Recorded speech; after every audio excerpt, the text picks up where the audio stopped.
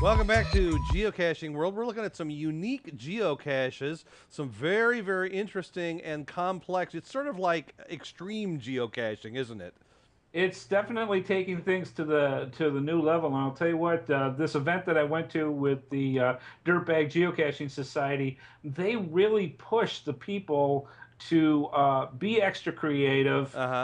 When they did this, they congratulated the winners. They congratulated everybody that participated, and they did something that I really thought was cool. They said to everybody that put a a component into the contest, Right. to go out and hide it. Make sure you go out, you put the work into the geocache, put it out into the wild so other people can appreciate it. That's cool. Well, I've got their Facebook page up here as well. By the way, thanks very much. They actually plugged us just a little bit here on Facebook. You can see the RVNN logo there, and but they are on Facebook if you want to know more about them. They're in Fayetteville, North Carolina. Yes, or just outside of it. Okay. Where the actual event was in Aberdeen, North Carolina. Okay. Great. All right. Well, let's look, because I'm dying to see how this water trick works. And I guess I think that he even mentioned in the video it's a little bit of a spoiler in some respects, but it's still a fascinating geocache, and it's really the one we saw earlier. They're just demonstrating how it works. So let's take a look. Bring a piece of gum. You know, you can use a piece of gum for your creative. Could you describe it? This is a 3-foot PVC pipe, 2 inches, and inside of it has a military flare tube that has to be floated out with water. And at the base, there's drilled in 5 holes. You and a partner have to plug all the holes, and then your other. You have to plug all 5 holes, and then somebody has to fill up the tube with water. Their fingers are. So the easy way would probably be to go like this. So instead of trying to go the long way, go up and down, and then up and down like that, and then have your buddy fill the hole. So one of you grab 2 sets of holes, the other grab the other set of holes. This is a spoiler alert. So. Oh yeah. They're actually on a trip right now. Yeah, I'm telling you, man, my kids will be all over this place. You're not looking at the railroad track, everywhere but right here.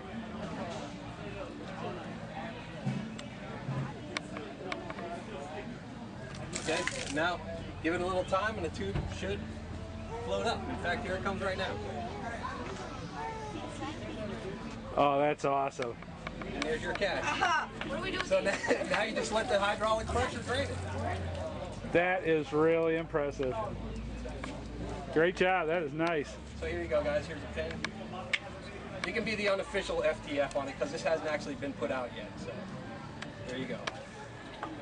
But I'll leave you guys as the FTF. When I actually log it out, I'll log you guys in. So put your geocaching names on. Good. How's everybody down there at the shop? Wonderful. Good. I haven't seen Lee in a long time. You are going to camo it up, right? What's that? He might have. Yeah, that's going to be painted in camo. Yeah. It'll be mounted about 4 foot in a tree or to a tree. You know what? It's cool. I was surprised to see that the inner tube there actually comes up and kind of pops up just enough above the water level. What's that? Is that it? That's it. This is one of the tubes. Now, what's really cool about this is actually a flare tube. So in other words, a lot of the dirt bags, and yes, you can call them that, a lot of the dirt bags actually work at the nearby military base, and they get these, they just throw them out. And I'll tell you what, this is my new toy. It's got a O-ring on the end, comes off like this, and it's waterproof.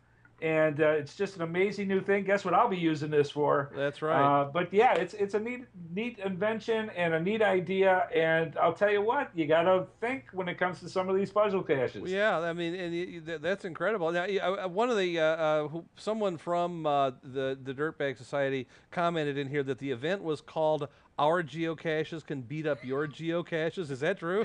That gives you the kind of pirate mentality that the Dirtbag Geocache Society well, that's has. wonderful. They want to prove a point. They want to promote geocaching. That's their number one thing. But they want to do it with a little bit of flair. There you go. A little and a flare tube as well. Matter of fact, literally. There you go. We've got a few more pictures of unusual geocaches that you encountered there. Let's take a look at what we've got here. What's this one? Now, that's actually the blue one we're going to show a demonstration in the next segment. That one's a puzzle cache that just blew my mind, and we'll talk about that in general. The one that you see there actually that has the 4 eyelets, that actually is attached to a parachute. Oh. And I don't know exactly how this works in general, but what I would assume is if there's some kind of pulley system where this gets suspended up a rather tall tree, and then I'm sure you bring it down slowly, but you have the parachute effect as the geocache itself comes down. Oh my goodness, that's incredible. Okay, what's next on our list of photos? We have a number of pictures here, I believe. Another one that you have there, somebody decided to become creative, and what I understand that is a military mess kit. So in other words, you actually can open up the part underneath the dragonfly. The dragonfly is just kind of decoration, right? But you can actually open up the mess kit and get the goodies that are inside. Oh yeah, no, the minute you said mess kit, I knew exactly. I had something like that as a Cub Scout. So just where your plate and your bowl are kind of the lids. And then all your silverware is inside, but obviously they've got other stuff in there. Now that may or may not, is that particularly waterproof? Well, actually, it's a very good question. When you open it up, you can see that they actually took sealant and made sure that that both of them fit tightly so that you don't get the moisture in. Okay, and then the one on the right there, that's the parachute one again. Okay. Right. All right. Let's see our next picture. This one is something you would think is just. You would never think as a geocache.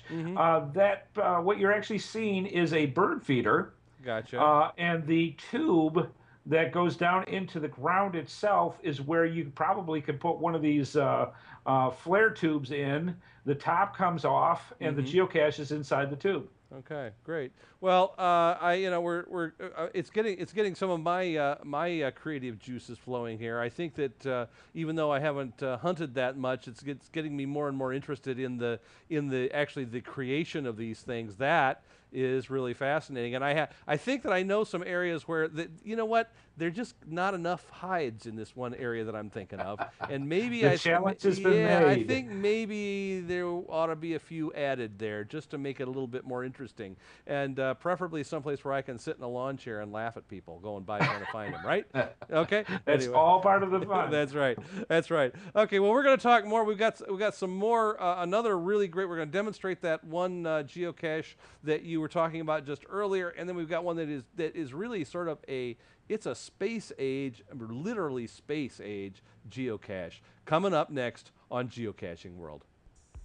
Got a question or a comment about geocaching? Send it to geocache@rvnn.tv or leave us a voicemail at 877-578-RVNN, extension 714. Tell us about a cache you especially enjoyed finding, and we may feature it in an upcoming episode. Follow RV Newsnet on Facebook and Twitter, and you can receive text messages to alert you when we're streaming live by texting RVNN to 72727. That way, you can join us live in the chat room, ask questions, and become part of the RV Newsnet family. Remember, any photos or other material submitted to us become the property of RV Newsnet and cannot be returned. Today's show is brought to you by Angie's List, where you'll find thousands of unbiased reports and reviews about service companies in your area. Whether you're looking for a roofer, plumber, house cleaner, dentist, or even a doctor, Angie's List members share their experiences with each other so that you can choose the service company that's right for your job.